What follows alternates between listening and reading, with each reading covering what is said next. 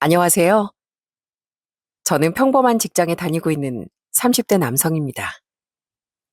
세상을 살다 보면 정말 자신의 인생에 자부심을 갖고 살아가는 사람들이 정말 많죠.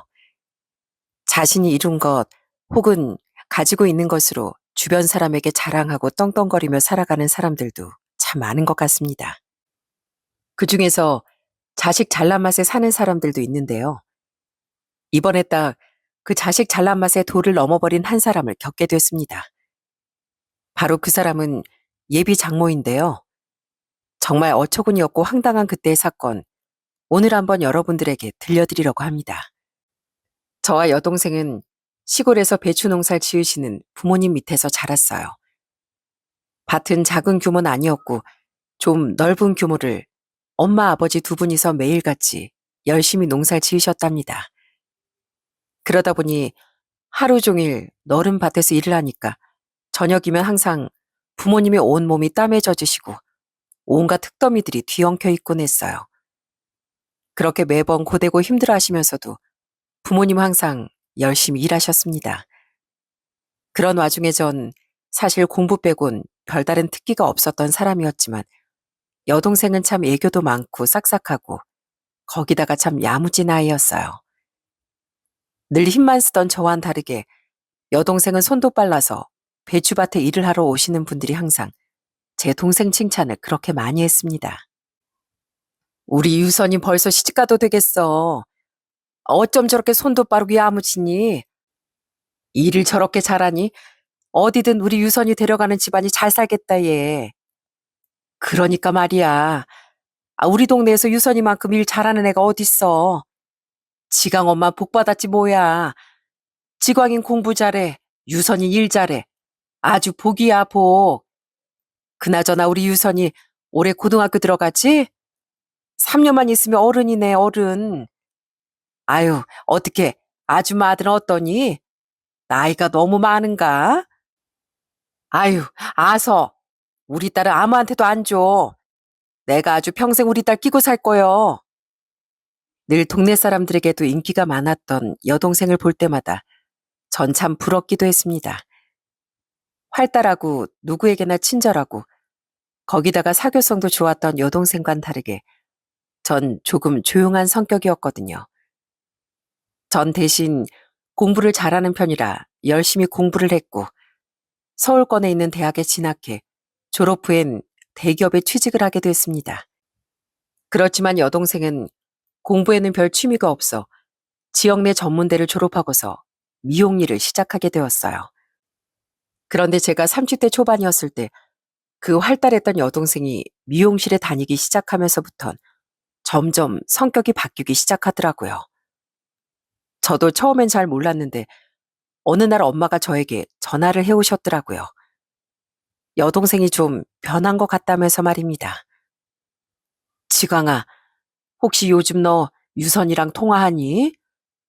집에 올 때마다 표정도 너무 안 좋고 분명 무슨 일이 있는 것 같은데 우리한텐 통 얘기를 안 한다. 그렇다고 앉혀놓고 닥달할 수도 없고 말이야. 왜요? 뭐 많이 안 좋아 보여요? 며칠 전에 통화할 땐 별다른 말 없었는데. 그래? 요즘 따라 혼자서 한숨 쉴 때도 많고 근심 걱정이 많아 보여서 내가 유선이 표정만 봐도 딱 알잖니. 분명 뭔 일이 있는 것 같아. 내가 물어보면 끝까지 아니라고 할 것 같으니까 혹시 네가 좀 살살 달래서 물어봐 줄 수 있니? 알겠어요, 엄마. 제가 쉬는 날에 유선이 한번 만나볼게요. 만나서 물어볼게요. 걱정하지 마세요. 그렇게 전 쉬는 날 오랜만에 여동생을 불러 같이 술 한 잔을 마시게 됐습니다. 그런데 정말 오랜만에 본 여동생의 얼굴이 무척이나 야위어 보이더군요. 그래서 처음에 무슨 일이 있나 물어보게 되었죠. 그런데 여동생은 별일이 없다며 계속해서 웃으며 말을 돌리는 거였어요. 그렇게 물어보는데도 별말 없이 피하기만 하는 여동생을 보면서 얘가 별로 말을 하고 싶지 않구나 하는 생각이 들어 전 더는 물어보지 못했죠. 그런데 그때의 선택을 후회하게 된 일이 얼마 뒤 벌어지고 말았습니다. 어느 날 퇴근하고서 자취하고 있는 집에서 쉬고 있는데 갑자기 엄마한테서 연락이 오는 거였어요. 아이고, 지광아, 이걸 어쩐다냐. 유선이가? 글쎄 유선이가 쓰러졌댄다. 너 얼른 병원으로 좀 와. 얼른. 뭐라고요? 알겠어요, 엄마. 저 바로 갈게요. 그렇게 정신없이 뛰어간 병원에서 전 응급실 앞에서 동동거리며 앉아있는 엄마와 아버지를 볼 수 있었습니다. 얼마나 두 분이서 당황하고 놀라셨는지 절 보자마자 눈물을 쏟으시면서 얘기를 하시더라고요. 지광아, 유선이 어쩜 좋냐. 애가 그동안 직장에서 많이 괴로웠나 보더라. 그 착한 애가 견디다 못해 쓰러졌나 봐. 이걸 어쩌면 좋니? 네? 그게 무슨 말이에요? 직장에서 괴로웠다뇨? 잘 다니고 있었던 거 아니었어요? 우리도 그런 줄로만 알았지. 근데 내내 사람을 아주 들들 볶았나 보더라고. 아까야 유선이 쓰러졌다는 소식 듣고 우리도 핸드폰 찾아보다 알았지 뭐냐. 아휴, 이걸 어쩌니. 얼마나 괴로웠을까 우리 딸이. 여동생은 그때 당시 미용 일을 배우려고 다니던 곳에서 사람들과 트러블이 심하게 있었던 상황이었습니다. 워낙 밝고 명랑한 아이다 보니 전혀 그런 일은 겪지 않을 거라고 생각했었는데 예상치도 못한 소식에 전 너무나 깜짝 놀랄 수밖에 없었어요. 과도한 스트레스로 인해 신경성 실신을 하게 된 거였고 그렇게 여동생의 어려움을 저희 모든 가족들이 그제서야 알게 됐습니다. 엄마 아버진 같이 살면서도 여동생의 그런 고충을 전혀 눈치채지 못했다는 것에 무척이나 자책을 하셨죠. 저 역시 멀리 산다는 이유로 신경을 써주지 못한 것 같아 내내 미안했고요. 깨어난 여동생은 모든 사실을 가족들에게 들킨 것 같았는지 아무런 말도 하지 못하고 울기만 하더라고요. 그런 여동생을 저와 엄마 그리고 아버진 말없이 토닥여 줄 수밖에 없었습니다. 결국 그날의 사건으로 여동생은 일을 그만두게 되었고 한동안 정말 많이 힘들어했어요. 요즘 뉴스를 볼 때면 가끔씩 사회 뉴스에 나오곤 하는데 바로 그 일들을 여동생이 겪었던 거였죠. 진짜 하루의 대부분을 직장에서 일하는 사람들은 같이 일하는 동료들과 맞지 않으면 정말 괴롭고 힘들잖아요. 그런 일을 겪게 되면 아무리 밝은 사람이라도 순식간에 어두워진다고 하던데 딱 저희 여동생도 그랬습니다. 어느 날부턴 여동생은 집 밖에 잘 나오지도 않고 말수도 급격하게 줄어들었어요. 저희 집에서 정말 등불과도 같았던 존재가 여동생이었는데 당장이라도 그 등불이 꺼질 것처럼 위태로워 보이니 전 여동생이 너무나 걱정이 되더라고요. 부모님께서도 정말 걱정이 많으셨고요. 그때 저희 집에 정말 큰 도움이 됐던 사람이 바로 당시 만나고 있던 여자친구였어요. 같은 대학에서 교양 수업 때 처음 만났던 여자친구는 참 사람이 순하고 착했습니다. 흔히 공부밖에 모르는 사람인 것 같다고 하는 딱 그런 사람이 제 여자친구였어요. 대학 땐 그저 친하게 지내던 동생이었는데 간간히 연락을 주고받다가 종합병원에 다니다 피부과 의사로 취직했다는 걸 듣고서 알고 보니 제가 다니는 회사 근처에 있는 피부과에 그 친구가 다니고 있더라고요. 그 사실을 알고서 연락을 자주 하다 보니 서로 친해져 그렇게 자연스럽게 연인 사이로 발전하게 된 거였죠. 여자친구는 제 여동생의 상황을 듣고선 저에게 많은 조언을 해주기도 했어요. 주변에도 동료 의사들에게 물어보고 조언도 구하면서 그렇게 저에게 많은 도움을 줬죠.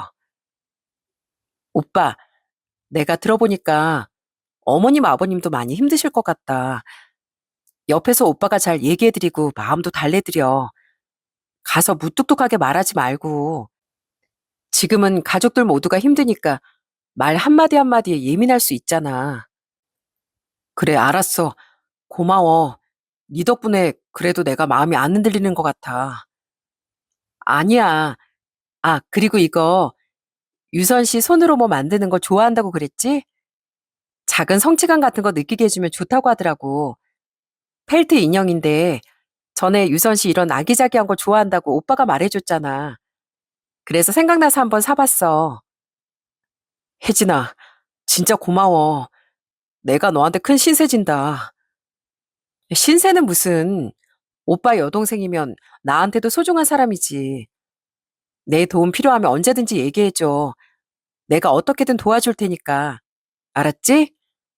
오빠도 힘들겠지만 우리 조금만 더 버텨보자. 유선 씨 진짜 금방 잘 이겨낼 거야.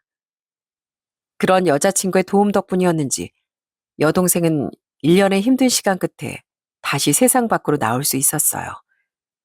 처음엔 방 안에서 꼼짝없이 있었던 여동생이 어느 날부턴가 슬슬 방 밖으로 나오기 시작했고, 그러다 점점 집 밖으로 나가는 시간들이 5분, 10분 길어지기 시작했어요. 그런 모습들을 보면서 저희 가족들은 얼마나 기뻐했는지 모릅니다. 그렇게 여동생이 다시 조금씩 활력을 되찾으면서 했던 말이 있었어요. 전 그 말을 듣고서 정말 깜짝 놀라지 않을 수 없었어요. 알고 봤더니 여자친구가 여동생과 따로 계속해서 연락을 하고 있었더라고요. 오빠, 언니 진짜 좋은 사람이더라. 오빠가 가져다 준 물건들 속에 쪽지 하나가 있더라고. 오빠 여자친구라면서 가족들한테 꺼내기 힘든 얘기 언제든지 자기한텐 해도 된다면서 연락처가 적혀 있지 뭐야? 나도 지푸라기 잡는 심정으로 연락했는데 내 얘기를 다 들어주셨어. 뭐? 진짜? 난 그것도 모르고 있었네. 정말? 아이, 난 오빠가 부탁해서 그런 줄 알았는데. 아무튼 언니한테 정말 고맙다고 밥 한 끼 같이 먹자고 전해줘. 언니가 매일같이 나한테 응원해줬거든. 나 정말 언니한테 감사 인사하고 싶어서 그래. 그 얘기를 듣고 저와 엄마, 아버진 모두 감동을 받을 수밖에 없었습니다. 사실 저도 섬세한 편이 아니라 여동생의 마음을 잘 알 수 없었고 부모님께서도 어려워하셨었거든요. 가족들도 참 어렵다 느껴졌던 일을 여자친구가 먼저 나서서 여동생의 말을 들어주고 감싸줬다는 게 정말 고맙기도 하고 저희 가족의 은인처럼 느껴졌어요. 그래서 엄만 정식으로 여자친구를 초대하고 싶다는 얘기를 꺼내셨죠. 그렇게 저희 집으로 처음 여자친구가 인사를 오게 되었답니다. 처음 저희 집에 오던 날 여자친구는 정말 많이 긴장을 하더라고요. 자신도 남자친구 집엔 평생 처음 인사를 가는 거라며 엄청 떨려 했어요. 오빠, 나 괜찮아? 옷이 좀 촌스러운가? 다른 옷 입어서 갈 걸 그랬나? 나 왜 이렇게 떨리지? 괜찮아. 우리 엄마 아버지 너 안 잡아먹어. 그렇게 긴장 안 해도 돼. 우리 유선일 때문에 너무 고마워서 꼭 밥 한 끼 대접하고 싶으시대. 그러니까 편하게 생각해. 머리론 그거 알겠는데 마음이 진정이 안 돼서 그래. 너무 긴장된다. 혹시라도 나 마음에 안 들어 하시면 어쩌지? 너무 떨려. 그렇게 긴장을 잔뜩 한 여자친구를 데리고 전 부모님 댁으로 향했습니다. 도착을 하고서 엄마 아버진 진짜 버선발로 마중을 나오시더라고요. 아이고, 먼 길 오느라 고생했죠? 나 지광이 엄마예요. 이렇게 보게 되어서 정말 반가워요. 지광이가 얘기를 참 많이 했는데 한번 먼저 초대를 할 걸 그랬네요. 아닙니다. 처음 뵙겠습니다. 전 김혜진이라고 합니다. 이렇게 초대해 주셔서 감사드려요. 그래요. 날도 더운데 얼른 들어가요. 시원한 음료 한 잔 줄 테니까 잠깐만 앉아서 기다리고 있어요. 내가 금방 저녁상 차려올 테니까. 그렇게 환한 웃음으로 여자친구를 맞이해 주신 엄마 아버진 여자친구를 무척이나 마음에 들어 하셨습니다. 그리고 많이 긴장했던 여자친구 역시 시간이 지나면서 점점 긴장을 풀고 편안하게 대화를 나누더군요. 화기애애한 분위기 속에서 그렇게 식사를 마치고서 거실에 둘러앉아 얘기를 나누게 됐습니다. 그때 엄마 아버지가 얼마나 제 여자친구에게 고마워했는지 몰라요.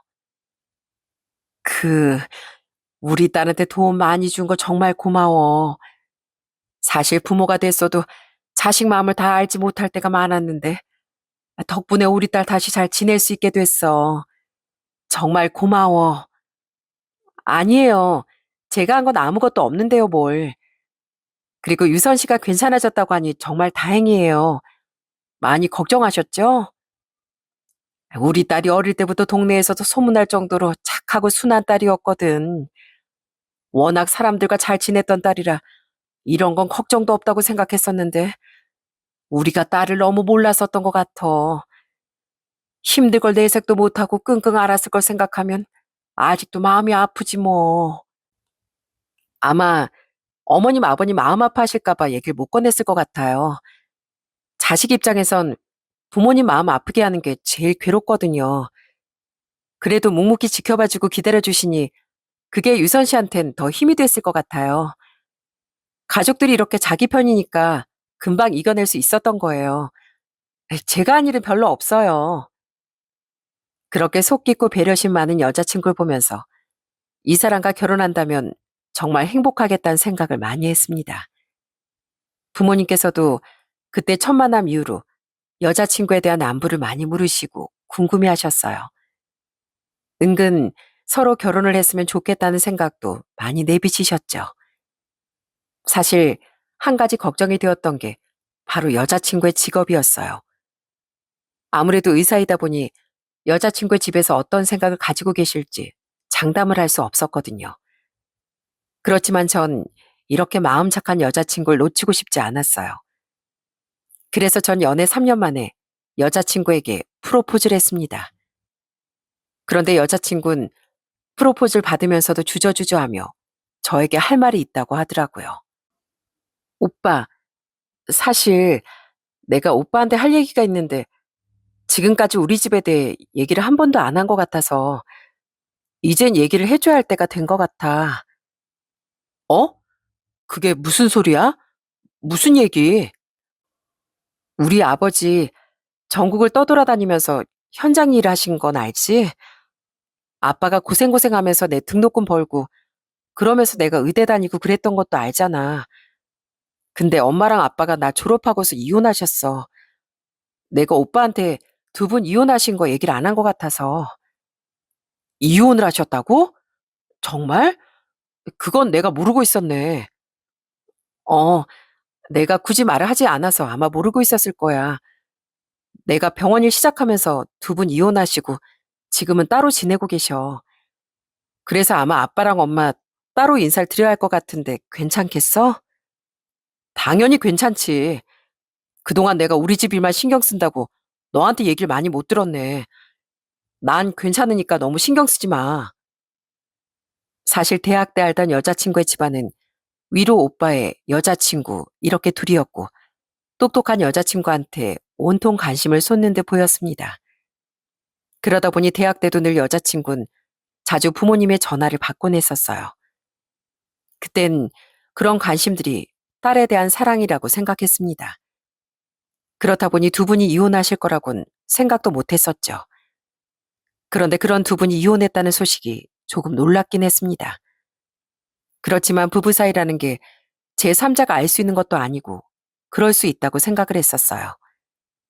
그렇게 전 먼저 예비 장인을 찾아뵙고 인사를 나누게 되었어요. 예비 장인께서는 정말 너무 좋으신 분이셨어요.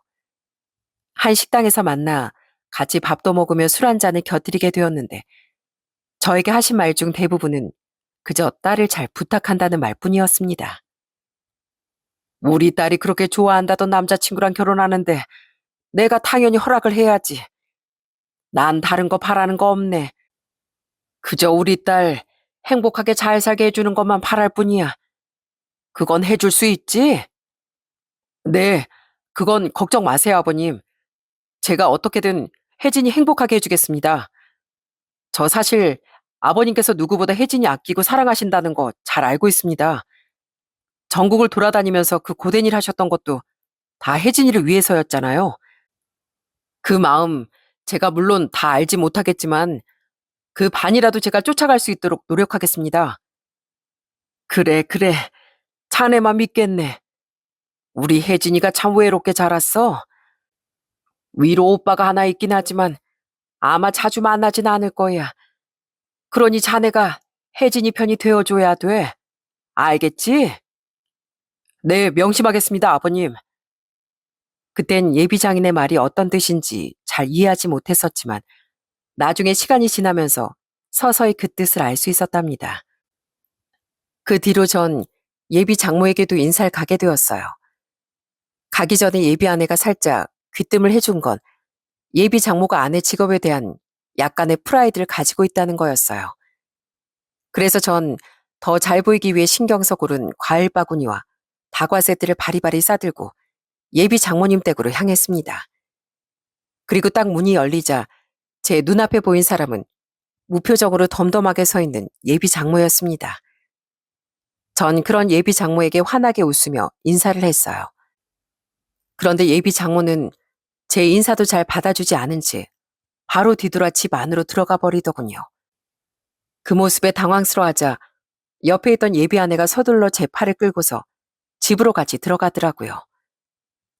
역시나 예비 장모는 쉽지 않겠다는 생각이 들었죠. 그리고선 정말 고요한 분위기 속에서 식사를 하게 되었어요. 예비 아내는 그래도 분위기를 좀 풀어보려고 노력을 많이 했습니다. 엄마, 이 사람이 선물 가지고 왔는데 한번 봐볼래요? 다과 세트가 여기 진짜 유명한 곳에서 어렵게 예약해서 가지고 온 거예요. 저도 살짝 보니까 진짜 고급스럽고 예쁘더라고요. 그래, 알았다. 우선 밥 먹어.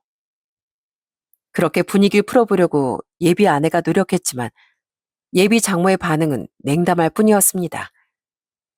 안 그래도 전 긴장을 많이 했었는데 그런 예비 장모의 태도에 전 더 긴장을 많이 할 수밖에 없었죠. 정말 음식이 눈으로 들어가는지 코로 들어가는지 모를 정도로 그렇게 정신없이 식사를 마쳤을 때 마침 딱 누군가가 예비 처가댁에 들어왔어요. 그건 바로 예비 아내의 오빠인 손이 처남이었습니다. 그런데 그 손이 처남이 오자마자 분위기는 순식간에 확 바뀌었어요. 아유, 우리 아들 왔어? 일하느라 고생 많았다. 저녁은? 저녁은 먹었어? 오늘 혜진이 남자친구가 인사로 온다고 해서 먼저 밥 먹었어. 괜찮지? 너 배고프겠다. 얼른 밥 차려줄게. 아니, 됐어, 엄마. 안 먹을게. 그나저나, 혜진이 남자친구? 아, 그 직장 다닌다던 걔? 아니, 근데 혜진이 의사인데 왜 직장인을 만나? 의사니까 뭐 레벨 맞춰서 같은 의사라도 만날 줄 알았더니. 참, 뭐 하여튼 둘이서 결혼한다고 하니까 내가 뭐 할 말이 있나? 어쨌든 밥 잘 먹고 가세요. 그러면서 쏙하니 방으로 들어가 버리는데 사실 그땐 좀 제 기분이 좋지 않더라고요. 그렇게 식사를 마치고서 차를 한 잔씩 마시는데 예비 장모가 저에게 하나하나 꼬치꼬치 캐묻기 시작했어요. 그래, 아버지 어머니 농사 짓는다지? 몇 평이나 짓나? 노후는 대비가 잘 되신 거야? 우리 딸 의사라 바쁜데 뭐 농사지로 도와야 되고 그런 건 아니지? 네, 그런 건 걱정하지 않으셔도 됩니다. 저한테도 농사 짓는 거에 대해 뭐 도우라거나 요구하신 적이 없으셨거든요. 뭐 그럼 다행이지만 그나저나 직장 다니면 월급은 얼마나 되나? 의사 월급은 알아도 평범한 직장인 월급은 내가 잘 몰라서 말이야. 우리 아들도 사업하니까 알 수가 있어야지. 한 400 정도 버는가? 네? 아, 제가 지금 다니고 있는 회사가 다닌 지 10년이 넘었고 탄탄한 기업이에요. 월급은 그것보다 조금 더 많이 받고 있습니다. 전 그래도 최대한 예의를 갖춰 예비 장모에게 대답을 하려고 노력했습니다. 그런데 예비 장모는 아무리 제가 잘 얘기를 해도 뭔가 탐탁지 않은 표정이었어요. 그럼 결혼할 때는 어떻게 준비할 건가? 그래도 우리 딸이 의사인데 주변에서 의사 며느리 모시고 가면 뭐 이런저런 말 나오지 않겠어? 우리도 보통 받는 대로 받았으면 좋겠는데. 결혼은 저랑 혜진이가 지금까지 모아둔 돈으로 그 예산 안에서 해보려고 생각하고 있습니다. 저희 부모님께서도 결혼 자금 도움을 좀 주겠다고 하셨는데 저흰 둘이서 최대한 해보고 싶어서요. 뭐? 아이고 참. 이래서 결혼은 어른들끼리 만나서 상의를 해야 한다니까. 자네가 아직 뭘 몰라서 그렇지? 결혼할 땐 그렇게 당사자들끼리만 쏙하니 정하는 게 아닐세. 어쨌거나 그 부분은 내가 자네 부모님과 상의를 할 부분이니까 나중에 상견례 가서 얘기하지 뭐. 어떤 것 때문에 그러시는지 제가 여쭤봐도 되겠습니까? 예물이나 예단도 저희 예산 한도 내에서 결정하고 싶어서요. 아니, 그런 거야 둘이서 알아서 하고, 내가 말하는 건 어른들이 결정하는 거라서 자네가 신경 쓸 건 없을 테니까. 솔직히 처음엔 예비 장모가 아예 결혼을 반대하면 어쩌나 걱정을 많이 했습니다. 그런데 생각보다 예비 장모는 나서서 반대를 하진 않더라고요. 그렇지만 뭔가 점점 요구하는 것들이 많아지기 시작했습니다. 어느 날은 결혼 준비를 하면서 예비 장모와 식사를 하게 되었는데 뜬금없이 용돈 얘기가 나왔어요. 자네도 알겠지만 지금까지 우리 딸 월급을 내가 관리하고 살았어. 그런데 결혼한다니까 뭐 내가 계속 관리를 할 수는 없고, 차라리 나한테 매달 용돈을 좀 챙겨주면 어떤가 해서 말인데, 우리 혜진이 상의해보겠다고 하는데 아무래도 내가 자네랑 직접 얘기하는 게 나을 것 같아서 하는 말이야. 네? 용돈이요? 아, 그럼 어느 정도를 생각하고 계신가요? 저랑 아내랑 50씩 드리면 될까요? 뭐? 50? 아, 그걸 누구 코에 붙여? 지금까지 우리 딸 키우면서 내가 뭐 직장 제대로 다녀보기로 했어, 뭘 했어? 내 딸 키우느라 나 내 청춘을 다 바쳤는데 고작 50? 됐네, 됐어. 그걸 누구 코에 붙이라고? 자네랑은 참 말이 안 통할 것 같았네. 그러면서 예비 장모는 투덜대시는데 솔직히 전 이해가 되지 않았어요. 예비 아내에게 들어보니 그동안 월급은 죄다 예비 장모가 관리를 하고 있어서 예비 아내도 의사지만 제대로 돈을 써본 적이 없었거든요. 거기다가 모아둔 돈도 없다며 결혼 준비는 제가 모아둔 돈으로 하고 있는데, 그럼 도대체 예비 아내가 지금껏 번 돈은 어떻게 쓰고 있었던 건지 예비 장모에게 묻고 싶은 마음을 꾹 참았습니다. 전 진짜 예비 아내 하나만 보고 참았던 것 같아요. 그리고 가끔씩 만나는 예비 장인께선 너무 저에게 잘해주셨기 때문에 예비 장모는 큰 문제가 아니라고 생각했었고요. 그런데 그게 아니라는 걸 알기까진 그리 오랜 시간이 걸리지 않았어요. 사건이 벌어진 날은 바로 상견례장이었습니다. 매일 일을 하시다가 제 상견례 때문에 부모님께선 그날 하루를 통으로 쉬시고 서울로 상경을 하셨어요. 아껴둔 좋은 옷들도 오랜만에 꺼내 입으시고 그렇게 정성으로 준비해 상견례 자리에 부모님 두 분은 참석을 하셨답니다. 그렇게 예비 처가댁 식구들이 오길 기다리고 있는데 예비 장인은 몸이 좋지 않아 참석을 하지 못하셨고 예비 장모와 예비 처나만 참석하기로 했어요. 그리고 얼마 지나지 않아 역시나 화려하게 치장한 예비 장모가 예비 손이 처남과 함께 상견례 자리에 나타났더라고요. 그런데 저희 엄마 아빠는 예비 장모에게 먼저 고개를 숙여 인사를 건넸지만 예비 장모는 고개만 살짝 끄덕이며 부모님의 인사를 받더라고요. 그 모습에 전 사실 좀 빈정이 상하긴 했습니다. 그리고서 식사가 차례차례 나오기 시작하는데 갑자기 예비 장모가 음식 지적을 하기 시작하더군요. 자네가 혹시 여기 음식점 예약한 건가? 아, 네. 혹시 음식이 입에 맞지 않으신가요? 뭐 다른 음식이라도 주문할까요? 아니야. 뭐 여기 식당 보면 이보다 더 나은 거 나올 것 같지도 않고. 자네는 아무리 그래도 우리 급이 있는데 이런 식당을 상견례 장소로 고르면 어떻게 하나? 하여간 이래서 사람이 경험을 해봐야 된다니까. 아유. 그러면서 툴툴대는데 전 그 말에 정말 얼굴이 화끈거리기 시작했어요. 옆에선 예비 아내가 당황해 어쩔 줄 몰라 하며 말리더라고요. 엄마, 왜 그래요? 여기 내가 알아본 거예요. 그런 말 하지 마세요. 갑자기 뜬금없이 그게 무슨 말이에요? 아니, 음식 맛이 좋지 않아서 좋지 않다 그러는 건데 네가 왜 난리야? 네가 뭐 꿀릴 게 있다고 그렇게 잔뜩 주눅 들어선? 아유, 사부인, 음식이 입에 잘 안 맞으신가 봐요. 그럼 다른 음식이라도 좀 드셔보시죠. 저흰 평생 시골에서 농사 지어 그런지 여기 도시 와서 먹는 음식이 참 좋네요. 아마 그런 거 생각해서 예비 며느리가 여길 예약한 것 같습니다. 저희도 예비 며느리가 참 대단하다고 생각해요. 솔직히 의사가 된다는 게 쉬운 일도 아니고요. 그만큼 사부인께서 얼마나 고생하시며 키우셨겠습니까? 정말 대단하십니다. 그렇게 저희 엄마가 차분하게 예비 장모를 칭찬하자 그제서야 예비 장모는 조금 마음이 누그러진 듯 보였습니다. 그러더니 그때부터 나의 말이 통한다 생각했는지 예비 장모는 본인이 생각했던 얘기를 술술 꺼내놓더라고요. 아, 뭐 자식 의대 보내는 게 솔직히 쉬운 일은 아니었죠. 저 역시 젊었을 적엔 능력 꽤나 좋은 사람이었습니다. 자식 낳고 키우다 보니 이렇게 됐지만요. 그래서 제 능력 다 제 딸에게 준 거 아니겠어요. 뭐 몸은 서로 다르지만 결국엔 제 딸 이렇게까지 큰 게 다 제 노력이라 봐도 되죠. 아유, 그렇죠. 요즘 애들은 이게 다 부모 노력이라는 걸 잘 모른다던데. 그래도 우리 며느린 참 부모님 생각도 많이 하고 심성이 깊고 고운 것 같습니다. 이렇게 좋은 따님 저희 식구가 될 수 있도록 해주셔서 저흰 참 감사할 따름입니다.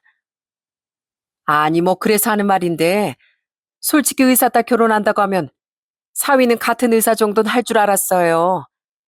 그런데 평범한 직장이라니 뭐 솔직히 좀 실망하긴 했지만 다른 걸로 채워주면 된다 생각하고 허락한 겁니다. 예? 다른 거라니요? 어떤 걸 얘기하시는 걸까요, 사부인? 처음 예비 장모의 말에 그 자리에 있던 사람들은 다 영문을 몰라 예비 장모만 쳐다보고 있었어요. 그런데 그때 예비 장모 입에서 나온 말을 듣고 모든 사람들이 경악을 금치 못했어요. 아니, 뭐긴 뭐겠어요. 능력이 안 되면 돈으로라도 채워야지. 의사 아들 장가 가면 처가댁에선 열쇠 몇 개씩은 가지고 온다던데. 전 그 정도는 안 바랍니다. 저희 딸 키우는데 제 노력이 그만큼 들어갔으니까 딱 현금 3억이랑 매달 200 정도 용돈만 받으면 돼요. 그 정도면 뭐 싸게 치고 넘어가는 거죠. 예? 현금 3억이요? 거기다가 매달 200이면 200만 원을 꼬박꼬박 달라는 건가요? 예. 아이, 그 정도면 솔직히 제가 아주 많이 양보한 겁니다. 뭐 전에 슬쩍 사위한테 얘긴 꺼내봤는데 글쎄 50을 준답니다. 50. 50으로 솔직히 제가 어떻게 생활을 하겠어요. 제 인생 죄다 딸한테 갈아 넣었는데 내 딸 키워준 값 전 받아야 되겠습니다. 사돈댁에서도 자식 키워보셨으니 제 생각 공감하실 거라 생각합니다. 우리 예비 사이는 아직 자식이 없어 그런가 그런 걸 잘 모르더라고요. 사돈께서 아들 잘 가르쳐 주십시오. 솔직히 이거 아니면 저 이 결혼 허락할 생각 없습니다. 우리 딸이랑 결혼하려고 줄 선 사람이 몇 명인데요. 그러면서 아무렇지 않게 얘기를 하는 예비 장물 보면서 전 순간 화가 확 치밀어 올랐어요. 아무리 그래도 다른 자리도 아니고 저희 부모님까지 생업을 뒤로하고 시간을 낸 자리인데 어떻게 저런 태도를 보일 수 있는지 도저히 이해가 되지 않았죠. 그때 그 자리에서 저희 엄마가 참 현명하게 대처를 하셨습니다. 아, 사부인께서 어떤 생각이신지 전 이해합니다. 그죠? 역시 어른들은 다 이해할 줄 알았다니까요. 사이도 이것 보게나 자네 엄마도 이렇게 나랑 똑같다고 생각하지 않는가. 50은 무슨 내가 그때 말도 안 된다고 그랬지? 예비 장모는 저희 엄마의 말에 기세등등해 절 향해 비웃으며 말을 하더라고요. 그때 진짜 너무 감정을 주체하지 못할 정도로 화가 났습니다. 그런데 저희 엄마가 딱 한마디를 더 하셨어요. 그랬더니 예비 장모의 얼굴은 새하얗게 질려버리고 말았습니다. 예, 저도 사부인 말에 동의합니다. 자식을 얼마나 힘들게 키워왔는데 그 보답 받고 싶은 게 당연하지요. 그래서 저도 그럼 편하게 말씀드리겠습니다. 저희 집 배추 농사 짓는 건 아시죠? 저 역시 의사 며느리보단 저와 같이 배추 농사 지으면서 농산일할 며느리 구하고 싶습니다. 의사라고 뻗대면서 사람 무시하는 집안이랑은 상종도 하기 싫어요. 뭐, 뭐라고요? 저기요, 사부인. 지금 뭐라고 하는 겁니까? 상종하기 싫다고요? 네. 전 평생 농사를 지어서 그런가 저희 직업이 창피하다는 생각 한 번 안 해봤습니다. 의사고 뭐고 그렇게 무시할 집안이 아니란 겁니다. 그러니 그쪽이랑 저희 쪽이랑 서로 생각하는 게 다른데 이 결혼을 꼭 해야 할지 저희부터 다시 한번 생각해 봐야 되겠네요. 아니, 뭐라고요? 아니, 지금 뭐 하자는 거예요? 저희 의사 딸 있는 집안입니다. 그쪽에서 그렇게 거절할 집안이 아니라고요. 그 집안이 그게 뭐 어때서요? 사부인이 의사랍니까? 아니면 수억 씨가 아무렇지 않게 척척 낼 수 있는 집안이에요? 그것도 아니면서 어디서 사람을 그렇게 무시합니까? 저흰 직업보다 사람 인성을 먼저 봅니다. 근데 이렇게 맞지 않으냐 안 되겠네요. 마음대로 하세요. 결혼을 못 시키겠다고 하시던지 마시던지 저희 아들도 그런 집에 못 보내겠습니다.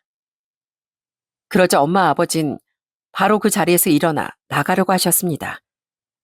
저 역시 부모님을 모시고서 나가려고 했죠. 그런데 그때 예비 아내가 저희 셋 앞에 서더니 울며 불며 말리기 시작하더라고요. 어머님, 아버님, 죄송해요. 제가 죄송해요. 저희 엄마가 그런 거 제가 다 사과드릴게요. 정말 죄송합니다. 그렇지만 결혼만은 하게 해주세요. 혜진아, 난 네가 참 좋은 아이라는 거 안다. 근데 우리 아들 저런 취급받으면서까지 장가 보내고 싶은 마음은 없구나. 미안하지만 이 결혼은 안 될 것 같다. 어머님, 한 번만요. 제가 정말 잘할게요. 어머님.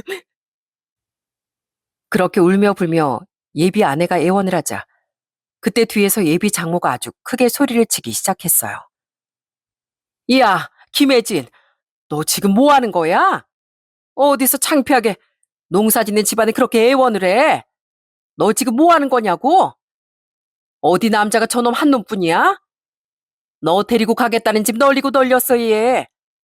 능력 있고 빵빵한 집안에서 널 며느리를 보겠다고 줄을 섰는데 어디서 사랑에 미쳐가지고선 너 당장 일로 안 와? 넌 자존심도 없니? 엄마, 지금 뭐 하는 거야? 엄마가 뭔데 내 인생을 망치냐고. 엄마가 뭔데 내 인생 망쳐. 뭐? 너, 아니, 너 어떻게 엄마한테 큰 소리야?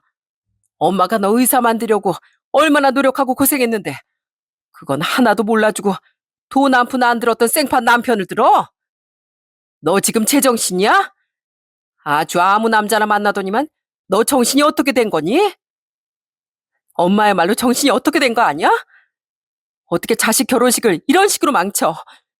엄마가 무슨 날 키워줘? 엄마가 뭘 했다고? 가족 버리고 더러운 짓거리 하면서 배신한 거 엄마 아니야? 근데 무슨 가족을 운운해? 엄마가 뭔데? 의대 등록금이며 생활비며 여태껏 고생한 건 아빠인데 왜 엄마가 내 인생에 관여해? 더러운 불륜 저지르면서 아빠 배신하고 버린 거 엄마잖아. 그래도 그런 엄마도 엄마라고 지금껏 내가 얼마나 참아왔는데 어떻게 이 자리를 이렇게 망쳐? 어떻게 이러냐고. 어떻게 엄마란 사람이 그래? 그러면서 그 자리에 주저앉아 예비 아내가 엉엉 우는데 저와 엄마 아버지도 무척이나 놀라고 당황스러웠습니다. 저도 몰랐던 예비 아내의 사연이 있었던 거였어요. 예비 아내의 외침에 그제서야 예비 장모는 당황해 어쩔 줄을 몰라하고 옆에 앉아있던 예비 손이처남은 한숨을 쉬며 그 자리를 나가버리고 말았습니다. 이게 도대체 어찌된 상황인가 싶던 그 순간 울던 예비 아내가 마지막으로 예비 장모에게 소리를 쳤어요. 엄마가 진짜 양심이 있어? 평생 헌신하던 남편이고 자식들이고 다 내팽개치고 살아왔으면서 어떻게 그런 말을 해? 다 알고 있으면서 꾹 참고 숨기려고 했던 딸은 하나도 안 보이지? 그게 엄마야. 그 양심 없고 뻔뻔한 사람이 엄마라고. 나 도저히 엄마랑 더 이상은 못 살겠어. 앞으로 내 인생 내가 알아서 살 거니까 엄만 지금껏 그랬던 것처럼 엄마 마음대로 살아. 앞으로 엄마 볼 일 절대 없을 테니까. 아니, 얘가 지금 무슨 소리 하는 거야? 혜진아, 너 지금 무슨 소리 하는 거니? 아, 왜 엄마를 안 봐? 너 대체 그게 무슨 소리야? 김혜진, 네가 어떻게 엄마한테? 엄마는 어떻게 나한테 그러는데? 엄마 허물까지 다 내가 껴안고 살겠다고 여지껏 참아왔는데 어떻게 나한테 그러냐고. 이젠 한계야. 엄만 이제 나한테 없어. 그러더니 예비 아내는 저희 부모님 손을 붙들고 울며 불며 얘기를 하더라고요. 어머님, 아버님 죄송합니다. 제가 다 말씀드릴게요. 제가 다 말씀드리고 용서 구할게요. 정말 죄송합니다. 일단 나가자. 여기서 나가서 진정 좀 하자. 부모님께선 당장이라도 쓰러질 것 같은 예비 아내를 부축하고서 상견례 장소를 빠져나오셨어요. 저 역시 예비 아내 뒤를 쫓아 나왔습니다. 그때까지도 예비 장모는 멍하니 저희가 나가는 것만 바라보고 있더라고요. 그리고 그 자리를 나오고서 예비 아내 얘기를 듣는데 정말 충격적이었습니다. 알고 봤더니 여태껏 예비 아내를 키워준 건 장모가 아닌 장인이었어요. 전국을 떠돌면서 아빤 정말 고생고생하고 돈을 버셨어요. 엄마는 아빠가 집에 잘 들어오지 않으니까 그 핑계로 일도 하지 않으셨고요. 그렇다고 살림을 하셨던 것도 아니었어요. 아빠가 밖으로 도니까 매번 애 키우기 힘들다며 할머니더러 와서 살림 도와달라고 시키고 엄마는 혼자 애 키우는 게 스트레스라고 오히려 밖으로 더 나돌기 시작하셨어요. 정작 절 키워준 건 아빠랑 저희 할머니뿐이세요. 할머니가 제가 고등학교 졸업하고서 돌아가시고선 제가 알아서 집안 살림 다 했었고요. 엄만 그나마 오빠한텐 잘해줘서 오빠만 엄마 편이었어요. 아니, 그럼 왜 아버지랑 살지 않고 여태 그런 엄마랑 지금껏 지냈던 거야? 그건 아빠 부탁이셨어요. 아빠가 지금 당뇨에 고혈압에 몸이 너무 안 좋으셔서 아빠 형제분 집에 같이 사시면서 요양하시거든요. 아빠가 몸이 안 좋아서 더 이상 현장 일을 못 하시니까 엄만 그때 다른 사람이랑 바람까지 피우셨고 그렇게 아빠를 배신하셨어요. 사실 그 이후로 전 엄마를 원망하며 살면서 거의 교류도 안 했었는데 아빠가 그래도 결혼할 땐 엄마가 필요할 거라고 다시 엄마를 만나보라고 하셨어요. 아빠는 이제 몸도 안 좋으시니 금방 제 곁을 떠나게 되면 제게 남아있는 가족이라곤 엄마랑 오빠뿐이니까 이제라도 다시 잘 지내보라고 그렇게 부탁하셨던 거죠. 다 제 잘못이에요. 전 엄마가 그래도 반성하고 뉘우치는 줄 알았는데 그렇게 이혼하고 한동안 저 없이 어렵게 사시는 거 보고서 미안하다며 저한테 사과까지 하셔서 정말 반성하신 줄 알았어요. 그러면서 예비 아내가 엉엉 우는데 제 마음이 참 슬펐습니다. 부모님 또한 아내의 마음이 이해가 되시는지 정말 마음 아파하시더군요.